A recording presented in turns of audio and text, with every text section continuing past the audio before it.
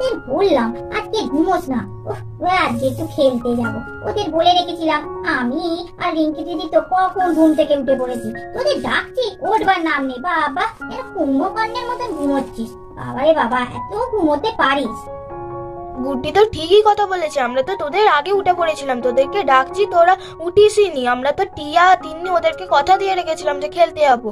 কি করবো বল, এই দেখ সকালবেলা কত তাড়াতাড়ি ঘুম থেকে উঠতে হয়, গিয়ে স্কুলে যেতে হয়। এই স্কুল থেকে এসে একটু খেয়ে দিয়ে ঘুমবো, তোদের আবার খেলার টাইম, আর ভালো লাগে না। এই ঘুমিয়ে পড়েছি, আজকে খুব ঘুম পাচ্ছিল, উঠতেই ইচ্ছা করছিল না, খেলার কথা তো ভুলেই গেছিলাম, তাই জন্যই একটু ঘুমিয়ে পড়েছি। কি আর করবো? কি করতে বন্ধুদের কথা বেশ কি জানি।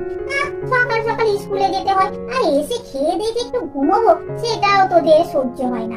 আবার বুদ্ধি দিদি বলছে নাকি আমরা কুম্ভকর্ণ, তা হয় একটু কুম্ভকর্ণই হলাম। আর তোরা কি, তোরা ঘুমোচ্ছিলিস না? তোরাও তো আজকে মনে হচ্ছে একটু দেরি করে উঠেছিস। এখন আমরা তোদের পরে উঠেছি বলে তোরা ওই কথাটা বলছিস না? ও বাবা, দু বোনে এসে তো আমার পাশে বসেছিস। তা বলি তোদের আর একটা বান্ধবী কোথায় গেল রে? আরে হ্যাঁ সত্যি এখন দিনের খুব জুটি বেঁধেছিস বলি, খুব গল্প করছিস। কিন্তু বড় বৌদিটা কোথায় গেল বললি কি? একটু শীতকাল পড়েছে, আদা দিয়ে চা করে দেবে, চাটা খাবো, শরীরটা গরম হবে। এই গায়ে সোয়েটারটাও দিয়ে যায়নি, দেখ না ঠান্ডা লাগছে। এই তো সেদিনকে শীতকালের কত জিনিস কিনলাম, কি সুন্দর চাদর কিনলাম, সেটা তো দিয়ে যাবে। দেখ না কি যে বলবো, বলি হ্যাঁ রে নাচবো, একটু চা কর না, একটু চা খাই। সত্যি কখন থেকে এসে বসেছি, চায়ের দেখা নেই। আরে ও ঠাকুমা, এই তো সবে ঠান্ডা পড়েছে, তোমার এত ঠান্ডা লাগছে? আমাদের তো এখনো গরম হচ্ছে, মনে হচ্ছে পাখা চালিয়ে বসি। তুমি তো আবার পাখা চালাতে দেবে না, তোমার ঠান্ডা লাগে। এই এক কাণ্ড, তুমি বয়স হয়ে গেছে বলে না তোমার এই ঠান্ডা ঠান্ডা করেই যাচ্ছ। এই যে বললি আমার বয়স হয়েছে, তা আমার ঠান্ডা লাগবে না? তোদের এখন রক্ত গরম, তোরা ইয়ং মানুষ, তোদের এখন ঠান্ডা লাগবে কেন? তোদের এখন গরমই হবে। আমার বাবা খুব ঠান্ডা লাগছে, বড় নাচবো। আমার চা দুটা দিয়ে যা রে। ঠাকুমা এ নাও, এখন তো বেশি ঠান্ডা পড়েনি, এই পঞ্চুটাই পরো, বেশ এটা পরলে আরামও লাগবে আর অত ঠান্ডাও লাগবে না। নাও এটা পরো। ও বাবা, নাচবো এনেছিস বাবা? এই রে, আর বলি হ্যাঁ রে, একটু তোর বড় রে নাচবো তো বল না, একটু আদা দিয়ে চা করে দিতে। বেশ ঠান্ডা লাগছে তো, আদা দিয়ে চা খেতে একটু ভালো লাগবে। হ্যাঁ দিয়ে আদা দিয়ে চা করে দিতে বল, বদ্ধ চা। হ্যাঁ গো ঠাকুমা, দিদি চা করছে, এই যে যাচ্ছি, চাটা নিয়ে এসে দিচ্ছি।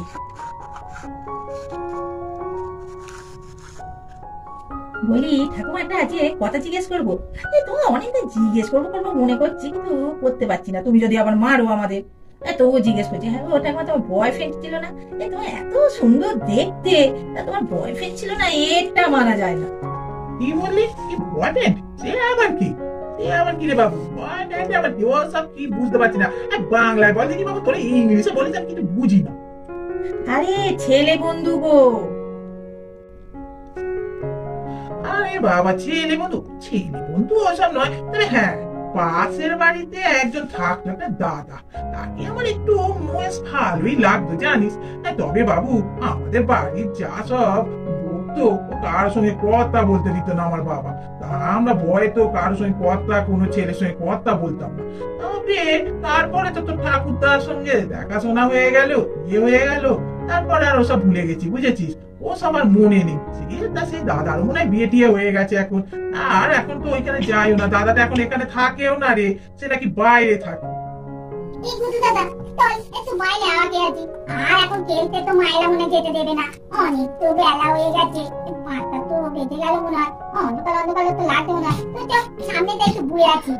না রে, আমি আর যাবো না, তুই যা একটু ঘুরে আয়। তবে তোরা থাক, তোরা যেন আমার বলিস না তুই ঘুরতে গেলে, আমাদের তুই একবারে বললি না। ঠিক আছে থাক, তোরা আমি একটু ঘুরে আছি বাইরে থেকে। আরে দাদা ভাই, তা তোমার বাড়ি তো এখানে নাকি? আরে আমার পাশের বাড়ি একটা মেয়ে থাকতো গো, আমার বান্ধবী। সে বান্ধবীটার বিয়ে হয়েছে নাকি এখানে। কোন বাড়িটা তাদের আমি ঠিক বুঝতে পারছি না, আসলে আমি বাইরে থাকতাম তো, ওই জন্য অনেকদিন পর ফিরেছি, খুঁজে পাচ্ছি না। তা তুমি জানো কোনটা তাদের বাড়ি? একদম বোকা বুঝলে। আরে বান্ধবীর বাড়ি যাবে, তা তোমার বান্ধবী কোথায় আমি কি করে জানবো? কোন বাড়িটা সেটাই বা কি করে জানবো? তা তুমি যে এত বড় হয়েছো, তা তুমি কি যে তোমার বুদ্ধি কি জানি? তা বলি তোমার বান্ধবীর নামটা কি না বললে আমি কি করে বলবো তোমার বান্ধবীর বাড়ি কোথায়? কি বলেছো, বুঝেছো? আমি তো ওদের নামই বলিনি। নাম না বললে তুমি কি করে জানবে যে কোন বাড়িটা তাদের? হ্যাঁ, নাম হচ্ছে আঙুরবালা রায়। আসলে বয়স হয়ে গেছে তো, ওই জন্য না সব ভুলেও যায়। তা তুমি জানো আঙুরবালা রায়ের বাড়ি কোনটা? আমায় একটু দেখিয়ে দেবে? না তুমি সঙ্গে করে নিয়ে গেলে আরো একটু ভালো হয়।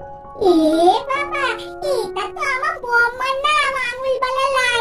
ও মা, তুমি বম্মার বন্ধু হও? তা চলো আমাদের বাড়ি এই তো কাছে। চলো আমাদের বাড়িতে বম্মার সঙ্গে দেখা হবে তোমার। আরে তো আমার পেছন এসো তো। ভালোই হয়েছে, তোমার যখন বড় মা হয় তাহলে বড় মা তো যখন তুমি ভালোই হয়েছে। চলো নিয়ে চলো, তোমার পেছনেই আমি যাই।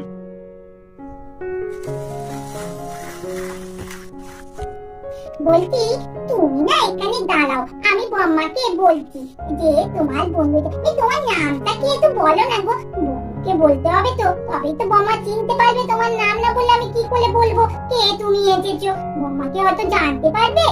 আমার নাম কৃষ্ণচন্দ্র সাহা গো, কৃষ্ণচন্দ্র সাহা। যাও গিয়ে বলো, হ্যাঁ কৃষ্ণচন্দ্র সাহা এসেছে, তোমাকে ডাকছে। ঠিক আছে, তুমি তবে এখানে দাঁড়াও, আমি বম্মাকে বলছি। ও বম্মা, বম্মা। কি হয়েছে রিক বাবু? তুমি কেন আমায় ডাকছো? আমায় আবার কিসের দরকার পড়লো তোমার? আরে বাবা, দরকার বলেই তো তোমায় ডাকছি।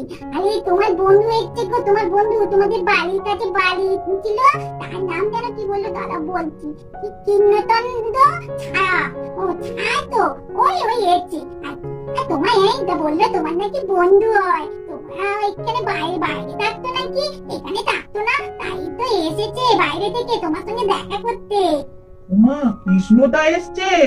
এই জিলি, একটু জানা দেখ তো মা, গিয়ে একটু দেখ, ডেকে নিয়ে আয় বাইরে তোরে। ও বম্মা, তুমি কেন পিচিমণিকে বলছো? আমি যাচ্ছি, ডেকে নিয়ে আসছি। এই আঙুর, তুই বসে সব দেখছি পাশে কত সবাইকে নিয়ে বসে আছিস। এরা কার? আরে আমাকে চিনতে পারছিস তো আবার নাকি? ও বাবা, কৃষ্ণদা তোমাকে তো একদম চেনা যাচ্ছে না গো।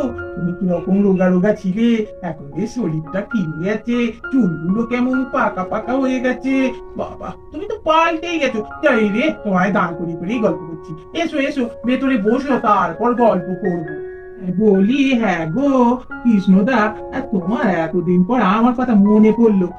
আর এই যে আমার পাশে এইগুলো বসে আছে, এই দুটো হচ্ছে আমার নাতনি গো।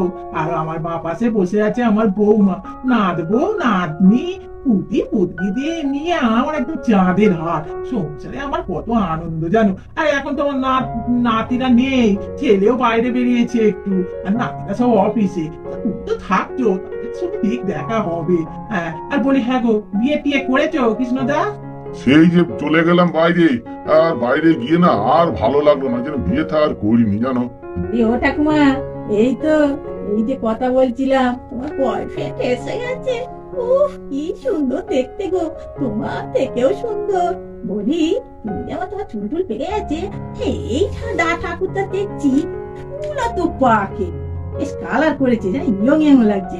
ইয়ো, তুমি যে বলছিলে তোমার বয়ফ্রেন্ড নেই, তোমার টানে তো ঠিক চলে এলো।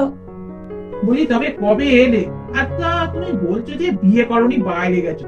তা বাইরে এসে একটা মেয়ে দেখে বিয়ে করতে পারতে, সংসার তো করতে হবে নাকি? এই যে বয়স হচ্ছে, তোমায় কে দেখবে বলো দেখি? আরে আমার একজনকে ভালো লেগেছিল, কিন্তু তাকে তো বলতে পারিনি, কি করব। ওই জন্য আর বিয়েও করিনি, বাইরেও চলে গেলাম। ওই বাইরে গিয়ে কাজ নিয়ে থেকেছি, এখন একটু সময় হয়েছে, ওই জন্য বাইরে থেকে চলে এলাম। আবার চলে যাব ওখানে, গিয়ে ওখানে ঠিক সময় কেটে যাবে।